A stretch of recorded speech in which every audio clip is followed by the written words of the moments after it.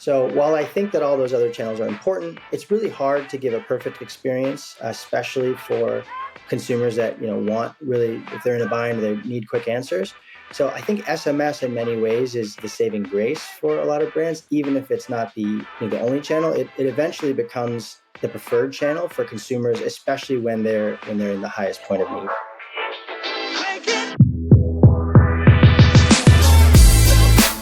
You're listening to Retail Remix, your inside access to candid conversations with the people shaping retail's future. Here's your host, Alicia Esposito. We've been hearing more and more that consumers expect real-time access to service. Not just access, but personalized communication, recommendations, and information about the orders they have made.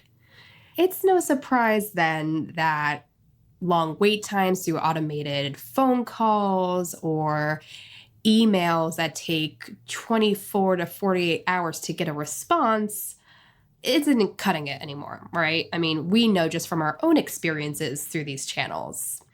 So we decided to take today's episode and dig a little bit deeper into the SMS trend. Not just how it's evolving, but how brands can utilize a combination of SMS marketing and communication with a more concierge-like experiences. And I guess you can consider today's episode a panel of sorts because we have Igloo, a brand that some, if not all of you, may know and use their products. And we also have Attentive, a provider of SMS solutions. So we're going to show both sides of the conversation and dig a little bit into what the opportunities are for merchants, how to use SMS effectively, how to use data to improve the experience, and what Igloo is doing to optimize that customer experience. This is a super meaty conversation, so let's dig right in. Tivan, Kizzy, thank you both so much for taking the time to chat with me.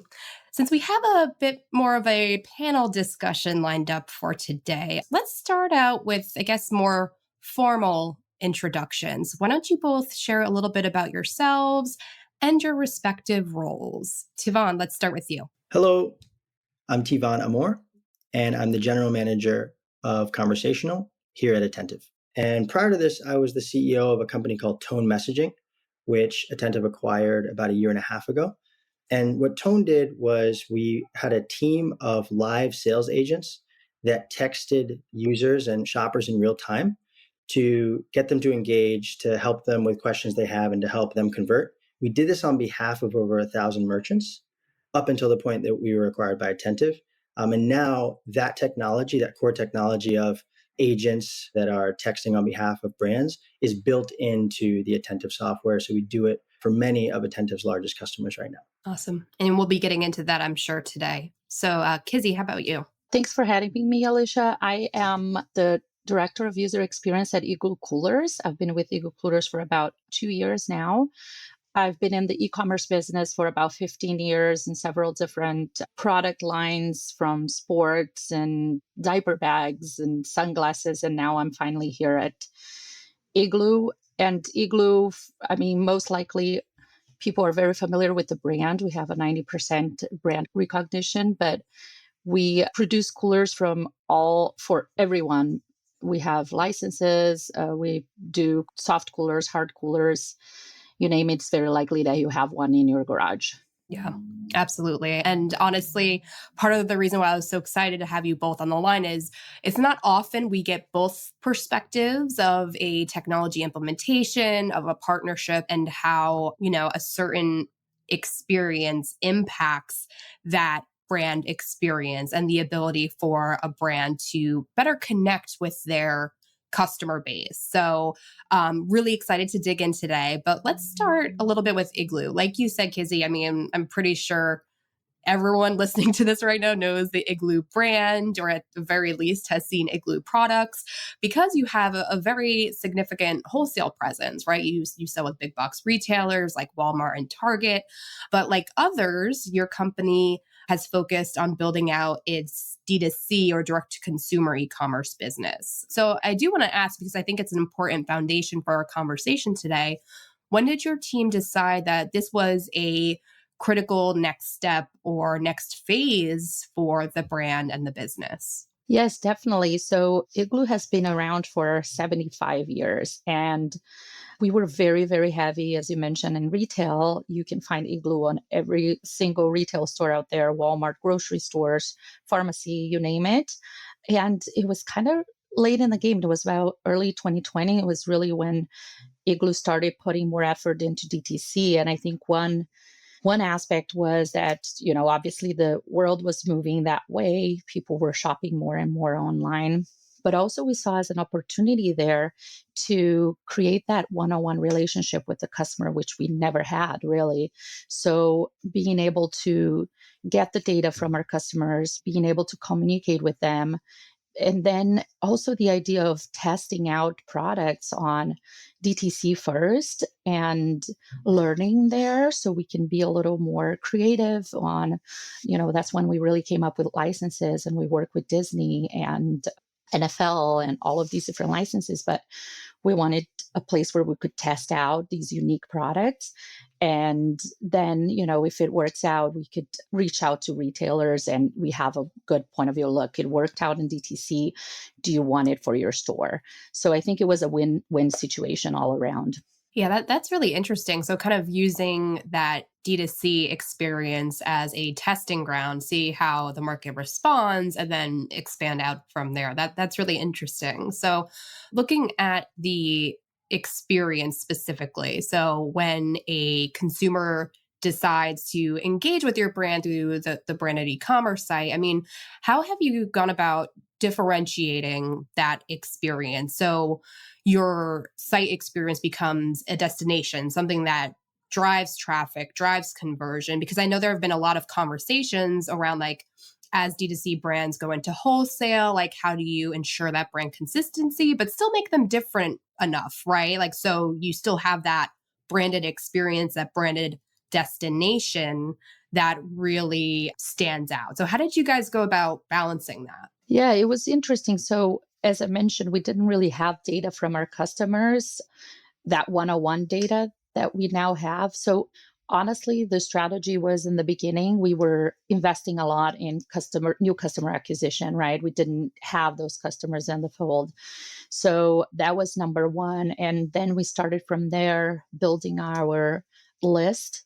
And we've grown pretty quickly there.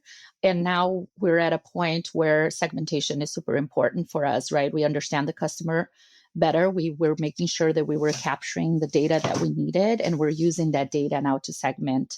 And, we have Hello Kitty and we have WWE and NFL, and those are very different interests. So how do you communicate that at the right time to the consumer? So that's really where now, more than ever, now it's been 2 years, now more than ever, we're focusing on. Yeah, that's really funny. I could imagine someone who maybe purchased or had interest in a Hello Kitty item and then got WWE and being like, what? So using that data to create that distinctive experience is especially important from that design and licensing standpoint. Tivan, I want to go to you because I'm sure Attentive has seen, through conversations with brands, through actual projects, that there is a real need to build out that data and that data arsenal that Kizzy was talking about, to use it to create those more personalized experiences. So what are you seeing through that lens? How are you seeing your clients or brands in general build out their D2C experiences, especially using SMS and those more personal direct channels? Yeah, so I think what we're seeing from brands typically when they first come to us is they're choosing SMS because online it's getting a lot more competitive to sell. Just in the last 3-4 years, we've really seen difficulty converting users at the same clip and at the same price that customer acquisition costs once were. And so I think there's no better way to differentiate in a competitive market than to build personal relationships with your customers. And SMS is, especially in this country, the most personal channel that we have for business consumer relationships. And there's basically a few things that our clients are doing typically when they're setting up their SMS program to build those relationships. First thing I would say is building a massive list of highly engaged subscribers. We do that really effectively at Attentive with mobile opt-in creative. You get to a website, within 10 seconds or so, you'll get a pop-up that says, hey, put your email and your SMS and your cell phone number in here and get 20% off. Most shoppers are really excited to do that, especially if they're first-time buyers and they want to make sure they get a discount. So that builds a really awesome list really fast. The second thing that we're doing is we are giving sort of behavioral triggers for shoppers as they navigate the site and sending text messages based on their actions. So this could be anything from when a subscriber lands on a certain product page or when they abandon a browse and they've just left. Could be when they abandon a cart after they put something in their cart. It could be any of those, but only for specific, maybe high margin products. Could also be post-purchase things. So 30 days after someone buys something, but we know that there are good accessories that they could add on, we might ask them if they want, we might send them an upsell, we might send them other things that might get them excited, or we might just send them and ask for a review if we know that they're likely to be happy with that purchase. There's a lot of content we can send.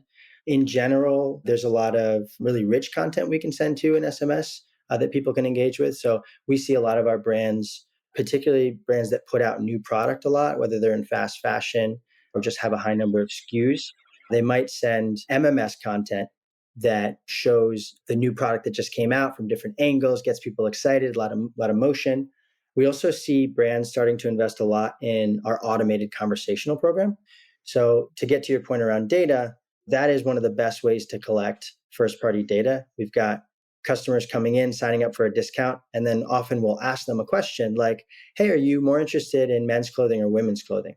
Are you more interested in pants or shirts? And as soon as a subscriber responds to that, we're actually able to collect that, save it as a custom attribute for that particular subscriber, and then we can market to them down the line based on their preferences. And then my personal favorite for what brands are increasingly doing is that content can actually be conversational and it can come from a human. So imagine a subscriber is browsing the site, they get to a product page, and we send them a conversational message that says, hey, this is Sarah from Igloo. I saw you checking out our new Marvel Igloo cooler. Great choice. Any questions I can answer for you? Do you want me to see if I can find you our best discount today? We'll see like an 8 to 20% response rate on that initial message. And then what we find is that when people respond to that message, they're 43% more likely to convert in that conversation than if they were to have just clicked through a one-way message. So the game then becomes getting as many people to respond as possible and start that relationship as early as possible to drive more revenue. Wow, that's staggering. So to that end, since it's kind of come up organically, Tivon, is that kind of where Attentive Concierge comes in? Like as we look at this through the lens of brand goals or even challenges that they're trying to address, it seems like it allows them to be a bit more proactive, right? Kind of start those conversations using data and using meaningful content or context. And then it also allows them to provide that higher level of personalized service through a very intimate channel. Am I getting that right? Or, I mean, I guess let's break down the value prop of Attentive Concierge specifically, because I know we'll get into that for Igloo. I think you've definitely got it down pat. And I've got a sales position open for you if you're willing. I'm going to steal some of those lines. But I think the reason that we founded Tone in 2018 was because we were e-commerce founders ourselves. We were selling bicycles. And we had this problem with information on our website. And I think it came from a couple different places. This is 2018. So by that point, I think we had crossed the Rubicon in terms of more of our traffic being mobile than desktop. And the mobile user is very different than desktop user. They're like less prone to be able to do research. They're much more flippant. They're going to move between a bunch of different screens on their phone or on their tablet. And so they really just had a lot less patience with what we were selling at the time was like really invested $800 purchase. And so what we found is that we couldn't really keep people's attention. They would have all these questions and they would kind of just leave. We were lucky enough to be collecting phone numbers at the checkout and letting them opt in to receive more content from us. And luckily we were capturing a bunch of those people. So we actually just started manually texting them to kind of, at first it was just product research. We were like, how can we help you? What questions did you have that you didn't have answered today? And what we found is that 50% of people would respond to a message if it came from somebody on our team. And then we were able to convert somewhere between like 30 and 40 or 40% of those customers by just answering a few really simple, admittedly like FAQ style questions, like what size should I get? Why is it priced this way? Can I get a discount? And if I order today, when can I get it? That was kind of like the 4 or 5 different FAQs that we started kind of just like cataloging. Once that started working really well for us, it became a 6-figure revenue stream, just the conversational side of our business. We said, okay, like we're only a 7-figure brand. What would happen if we applied this to an 8-figure or 9-figure brand? So we started calling our friends and we said, hey, you guys should do this. You should start texting your customers conversationally. And they said, that sounds like a lot of work. Why don't you do it for us? So that was actually how Tone was born. We ended up, ramping that up over the course of 3 years. And I think the story with Attentive brands actually was similar, but a little bit different. So Attentive scaled up this massive, I think at the point of our acquisition, there were several thousand clients that Attentive was serving, doing 1 billion marketing messages every single month. And what they were finding is they were actually noticing that even though there were no humans in the background, even though 99% of messages sent on Attentive's platform were not ostensibly conversational, it was not saying, I'm a human and you can respond to me. Because it was in the SMS channel, subscribers were just assuming they could talk to someone. So often somebody would send out a campaign with 100,000 messages to 100,000 consumers, and they would see 1,000 messages back saying, anything from when does the sale end to can I get a better discount to what size should I get, right? And by and large, Attentive's customers weren't really equipped to respond to that high volume and with that crazy level of fluctuation of volume in an effective manner that actually, gave consumers confidence. And when they did a study, they actually noticed that 70% of consumers actually want to and expected to be able to talk to support or talk sales in that same channel. That was kind of the problem identification that led to Attentive looking in the direction of Tone and thinking about a service like Concierge. And the last piece of it was realizing they did in their initial study, they found that the small contingent of brands that were actually responding to customers quickly saw 31% more spend from subscribers that got quick responses. Now, since we've implemented Concierge and we're doing this at a high level of scale without brands' involvement, we're seeing more like 65% increased spend from those subscribers. Wow, that's amazing. So to the end, Kizzy, it's been a while since we've heard from you. I want to take a step or two back and just get your insight on why SMS for Igloo specifically. Like, how does it currently work with your other marketing and service channels? And what really inspired you to look into a solution? Like, was there an established need or pain point you were hoping to address? Or did you just kind of see the market shifting towards this more direct and real-time type of interaction and you just wanted to get ahead of it? Like, what was the context there? Yeah. So honestly, the reason we started looking into SMS was because we saw other people, in the industry doing, and they were seeing success with it. I think when it comes to SMS marketing, especially in the initial days, people were pretty skeptical, right? Like, why would you want messages from a brand on your phone? And I'll be honest that I was that way as well, but I knew I had to test it out. It couldn't be based on my solely opinion. So we decided to move forward with Attentive. We actually started a little over a year ago, and they were really supportive because I didn't have the knowledge, on how to implement it and what's the strategy. So they were really great on giving the support that we needed there. But once we started capturing those customers, it was just the data was showing, right? And it was surprising to me. People wanted to hear from us. And one thing that I realized was that if you are signing up for SMS and you decide to keep the brand on your contact, on your phone, keep subscribed, that's the most valuable customer that you can get. They really want to hear from you. They love the brand. And that's why I think we see such a great conversion rate through SMS. I mean, SMS right now, a few months ago now, surpassed our paid social channel in terms of percentage in e-com revenue. So it's a little step. So paid social now sits at 17% and SMS is now at 18%, but that was huge. So that really validated all of this. The other thing that I think was huge for us is our customers have that store experience, right? They can talk to someone at the store, they can ask questions. And I mean, you probably know, I don't know, when we go, shopping for clothes, or we value that interaction. And I've started looking into the conversations that were going on there. And one, people were asking, oh, I'm just not sure between the teal and the green.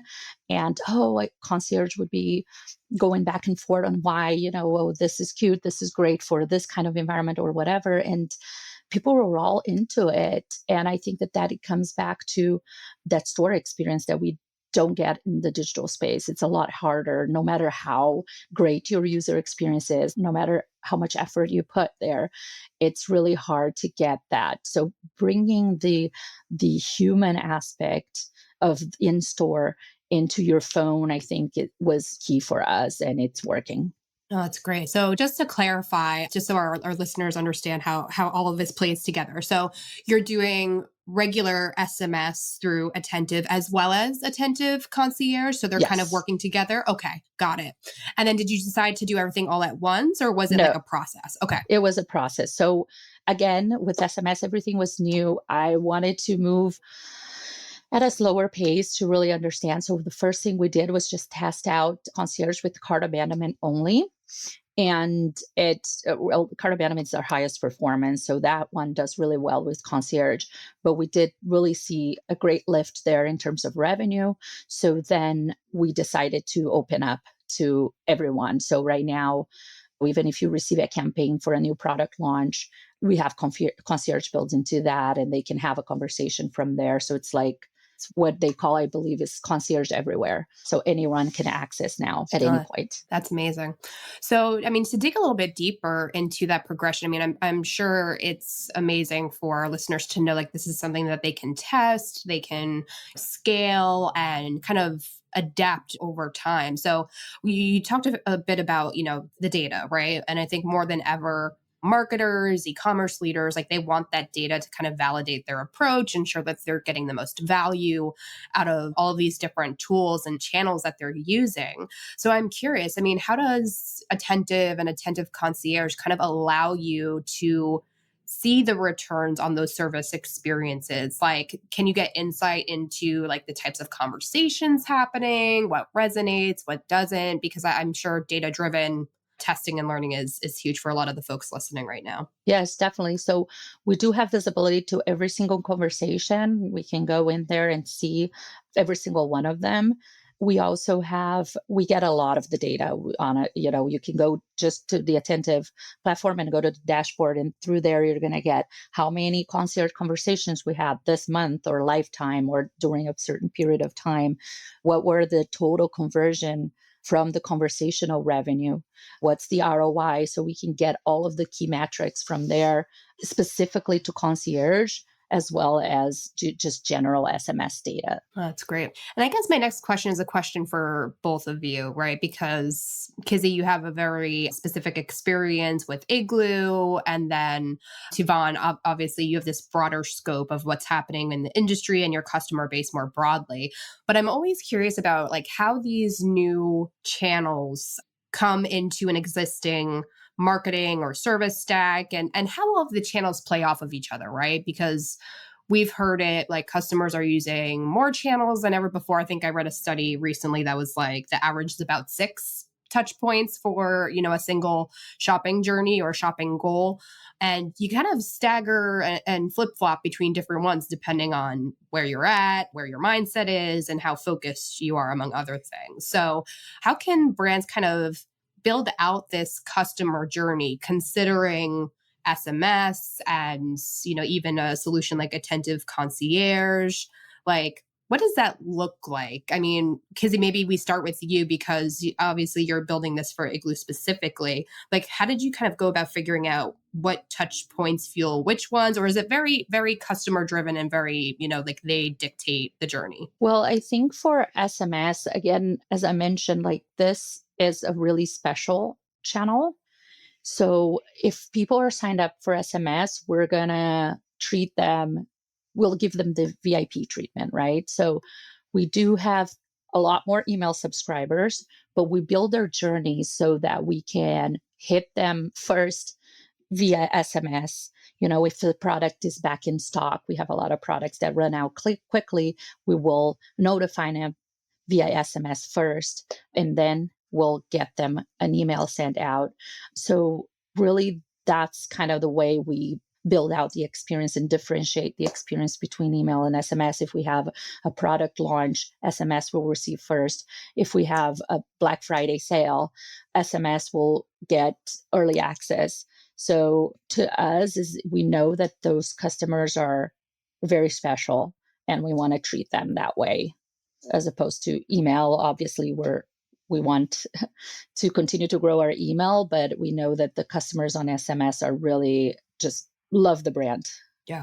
I think that's a really nice and an important distinction, right? Like, you're not just sending out mass texts to everyone all the time. And I feel like I've read a few articles and think pieces around, the ideal use cases for SMS and really how to maximize that impact. But I mean, Tivon, what are you seeing? What does Attentive kind of dictate as best practice as far as incorporating SMS and more high touch concierge type experiences into those journey maps or customer experiences? My perspective on this, I think, has always been, so you remember when we used to shop at department stores? And Yeah. seems like a long time ago. But the thing that I found funny about department stores is they were so big, and they're often attached to malls, right? That how many doors would those things have, right? Like they would have like you could approach it from so many different angles. Like, oh, I want to park in this parking lot, and you'd end up in the men's section. I want to park in this parking lot, you'd end up in the kids section or the perfume section. And then if you came in through the mall, it would be a totally different experience. And I think that department stores were set up like that because they were so big, they had to have multiple entrances, not just because of fire code, but just because like to access different parts of it efficiently, you had to do that. But if you think about it from like a philosophical standpoint, at any given time, a customer could find it more convenient to walk into one of those doors, right? So sometimes you're shopping in the mall and you're like, oh, I just want to pop into Hex, right? Other times you're like, I want to go to Hex specifically, and I'm driving there, and therefore I'm going to park in the Hex parking lot. I've always thought of customer communication channels in the same way, whereby sometimes you're browsing on your desktop and you're like, I want to talk to somebody on live chat because that's the most efficient for me. Other times you're on the road and you realize, oh, I need something from Igloo, or I really want to talk to them. And it makes more sense for you to be on mobile and texting. Other times you have maybe a longer term question and it doesn't need to be answered right away, and you can like fire off a support email.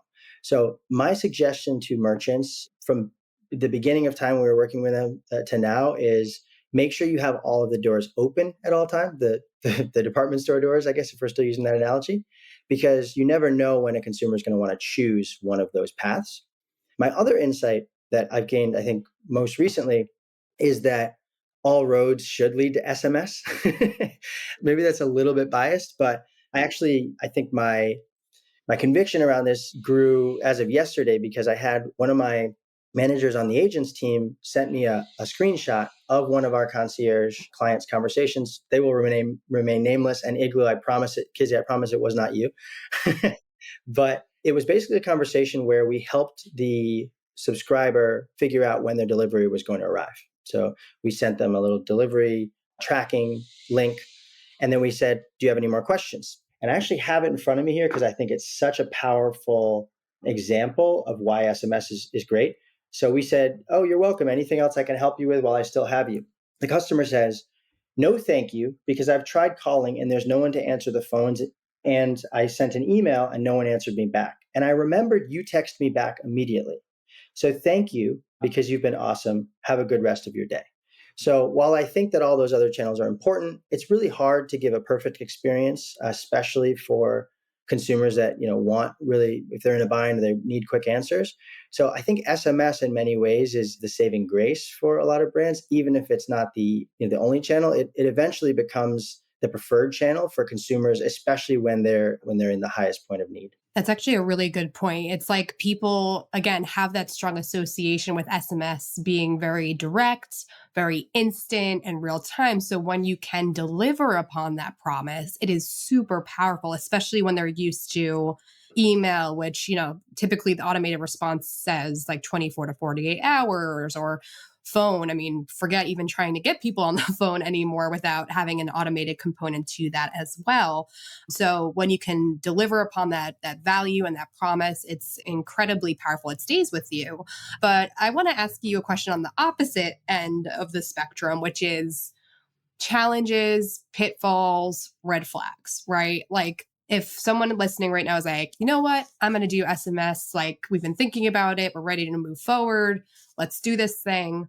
Is there anything people should not do? And like this can be like learnings like from actual firsthand experiences, or it can just be just general things to avoid. Like what should they be looking out for as they roll out a program like this? Yeah, so I think the biggest misconception that I see with brands that are just getting started with SMS with us is they come in kind of with this expectation that they have from other channels they have to invest in. So typically we'll say, well, what are your goals? What are your revenue goals? What are your KPIs that you're going to be tracking? And we'll typically hear something like profitability within the first year. And we say, oh, okay, well, how about profitability within the first day or the first month? Because you're going to be able to, as soon as you start building a list and as soon as you start texting these customers, you're going to have a high enough conversion rate and a high enough engagement to really start driving some real revenue.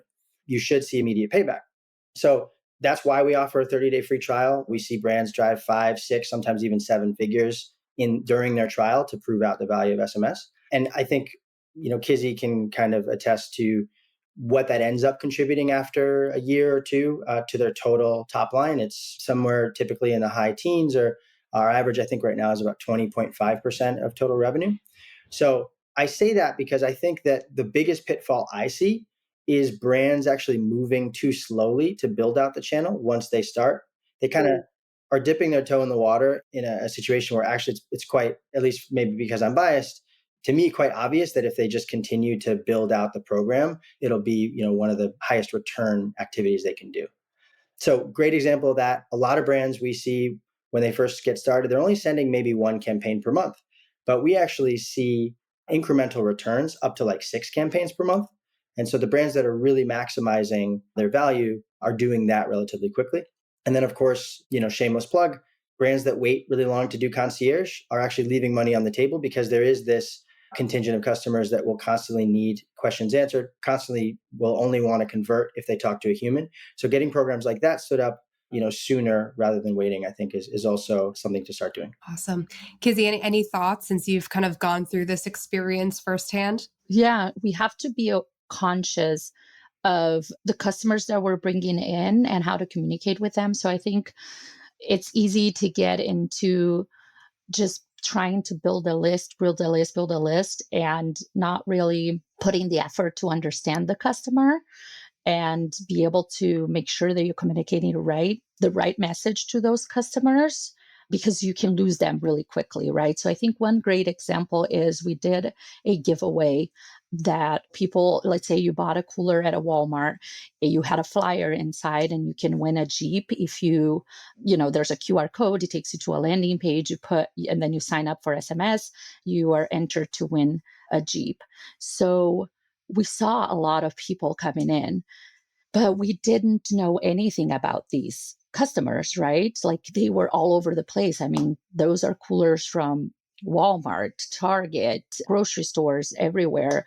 And so as we started looking at the data, so another important thing I think is always keeping an eye on the data and see what's telling you. But as we looked to the data, we're seeing, hey, we're getting a huge number of unsubscribes from this. So yes, we're bringing them in, but we don't know much about them. And then we're sending these campaigns without really knowing their interests. So we met with Attentive and we strategized. And this is what I really love about Attentive is really they're a partner in building a strategy and creating solutions for us. And we came up with the solution of, through the welcome message that they get, we already ask the question right away, what are you interested in? A, B, C, or D. And from there, then we can put them into these buckets and send them the right message. So now we know that they're interested in camping, so we're going to send them messaging around coolers for camping. We know that they have kids, they're interested in licensed products. Now we can give them the right content. So I think that that's super important as you're coming into SMS. You're going to want to build your list, and that's great. And you can do that, and you can do that fast. But you need to be watching the data and seeing and making sure that you're sending the right message so that you can keep them in the database with you for the long run. Yeah, that's a great point. Let data be the guide. So, I mean, to the end, Tivana, I want to ask you about goal setting, measuring results, because you brought up KPIs in your last response. So I want to make sure that we hit on this. I mean, do you have any input as far as like expectations for goal setting, outcomes, KPIs? Because, I mean, we've kind of brought this up a few times in our conversation that it's all about constantly assessing and improving, maximizing the investment. I mean, how do you think about this, like through the lens of like SMS and concierge as like two, I guess, distinct opportunities? Like, how do you guide merchants to ensure that they're setting the right goals and they're focusing on the right KPIs? Like, is that part of the strategic and planning process? Yeah, so my sales team actually does a lot of research in the background before we ever have our first conversation with a potential concierge client.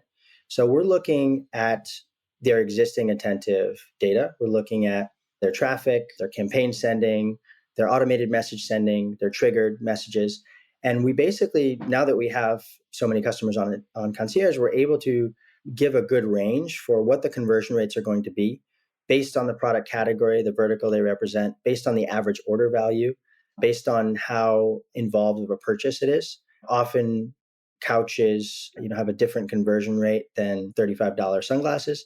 So we take that into consideration. And we'll typically come prepared with a range of what a brand can expect in terms of revenue and conversion and cost in the first conversation. And so typically we'll kind of have that information in our back pocket, and we'll have a frank conversation with the brand about what their goals are. Typically what we see from brands in terms of like the broad categories of goals, especially in the last year, post-pandemic, and as the market has softened, we'll see brands come to us with kind of this two-part goal of we need to drive as much revenue as possible, but this time with as high margin as possible, which we weren't seeing as much before. And then the way that brands get to that in different ways, but I think more often than not, we end up hearing the word retention a lot. So they say, it used to be we could drive new customers at all costs. The costs are low enough that like we're going to get first order profitability or second order profitability. And now we're hearing more like we got to find a way to engage our existing customers as much as possible and drive as much LTV from them. So that's typically where the conversation starts. And then based on the data that we have on that client, we're able to say, okay, well, we actually expect that with your AOV and with your traffic right now, we're going to be able to drive X amount of revenue at Y ROI. So our average ROI right now for the entire program is somewhere between 5 and 6X just for the conversational revenue that we drive, which is quite strong. And then, we also will look at data in terms of like how much lift we're getting on conversions for all those conversations, how much lift we're getting on AOV. So we'll typically see an AOV lift of 10 to 15%. So if a sunglasses brand is selling on average, $77 sunglasses, we're actually seeing into the low 80s, just because, once you have a conversation with a customer, they're much more likely to, once they've kind of had all their questions answered, maybe 1 out of 10 times they'll buy a second pair because they've got all their questions answered, or they'll upgrade to the more expensive model because they feel more confident with the purchase. So all those things, we take into consideration, and we kind of let the client guide us in terms of what KPIs are going to be most important. But we're lucky to, be attached to a very data heavy company like Attentive, where we can pull all the information and make the best path forward in that initial conversation. That's great. Awesome. Well, it has been a fascinating conversation, kind of hearing both sides of, the value of SMS and concierge programs and how this direct channel can really have a tangible impact on the business. So I have a question for both of you to kind of close things up and our overall time together. Tivana, I guess I'll ask you first, since my question for you is a bit more trend-based and high level. I mean, how do you think SMS will continue to impact or influence the customer experience moving forward? Because, looking at the consumer side, the value is clear. On the brand or merchant side, we talked a lot about the metrics, expected outcomes, but I think sort of indirectly, we talked about some of the challenges around customer acquisition, the cost there. So do you think we're going to be seeing an uptick in investment through SMS and similar programs over the coming year? Yeah, I think we're already seeing that trend for sure. We're seeing a lot of sort of later adopter brands come to us and say, we're realizing we've got a lot of economic pressure right now to drive results without, with minimal spend. So we're definitely seeing that. It was the question also around like what the future of SMS is going to look like, or was it just around? Yeah, I think both. Like what adoption will look like, and what do you think the future will hold for the channel in general? Yeah. So caveat, I do think my perspective is a little bit biased towards like the future, like conversational future. But my perspective over the past couple of years has been, my wife actually runs a real estate brokerage. And if you asked her like, hey, like how much of your business, with clients is on email, she would laugh. She's like, well, you can't do business on email, especially when time is of the essence, when you're selling houses. And so I watch her all day text with her clients, text with her agents. And I think to myself, like, no one built this channel to do that. Like, it's just like they've kind of adopted this channel because it is the fastest, but no one actually built SMS for commerce, right? It just kind of has become that because it is faster and more personal than any other channel we have available to us.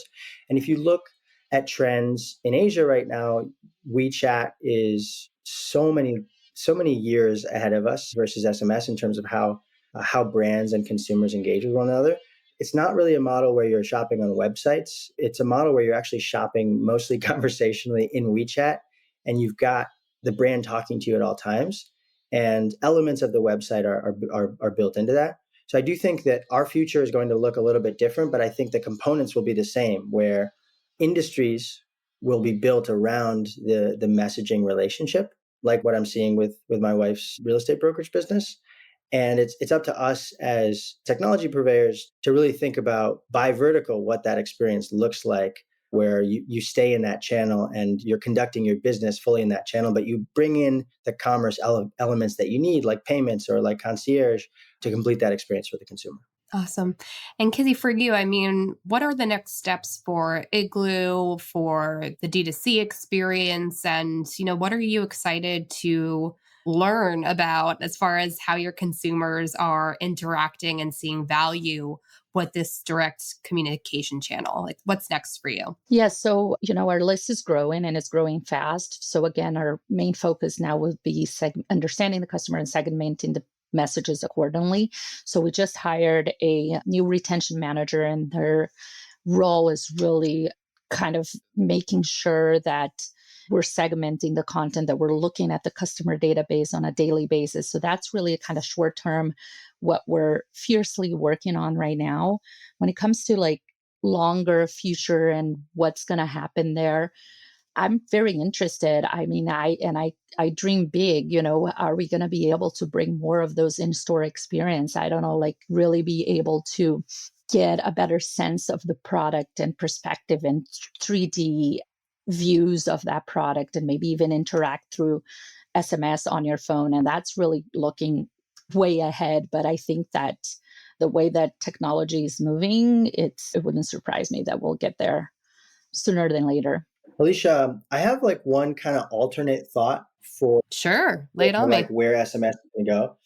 My wife runs a real estate brokerage, and I see her doing deals and business all day long, a lot of phone calls, a lot of text message, but definitely no emails back and forth with her clients because that would be really inefficient. And what I also notice is, especially when you're selling something like a house or buying something like a house, the knowledge that you need of the customer is really quite a bit. And so over time, over the course of several months of working with a buyer, my wife or somebody on her team will really like get to know the customer a lot. And it can be all through text message. Like they've just like built this relationship over time, and that relationship they build over time ends up, culminating in this awesome moment where they sell property or they buy a property. And I think that we're kind of in the first inning with SMS as it relates to e-commerce or other online businesses building relationships with customers over SMS. But I can see a not so distant future where the customer has been having this long conversation with a brand over the course of several years. And we have all the conversational data and all the information, all the insights to really make the customer not just feel like we're helping them in that moment, but like we know them so intimately that we can suggest the right thing at the right time. We can have a more personal conversation about what's going on in their life and make them feel heard. And I think I think the brands that actually start investing in that, and of course the vendors like us that start being able to provide that experience, are going to really have a leg up over the more kind of transactional nature of communication channels that we currently have today. Awesome. Well, it seems like we're almost at 50 minutes. I feel like time flies by when we talk about something as exciting and as in-depth as this. There are so many layers and components to the conversation. So thank you both again so much for taking the time out to chat with me, share your unique stories and perspectives. I think it provided everyone listening a good, well-rounded view of SMS, where it's headed, and most of all, how to use it effectively. So thank you both so much. Thanks for listening to this episode of Retail Remix. Be sure to subscribe so you never miss an episode. You can find us on your favorite podcast player. Until next time, keep mixing it up.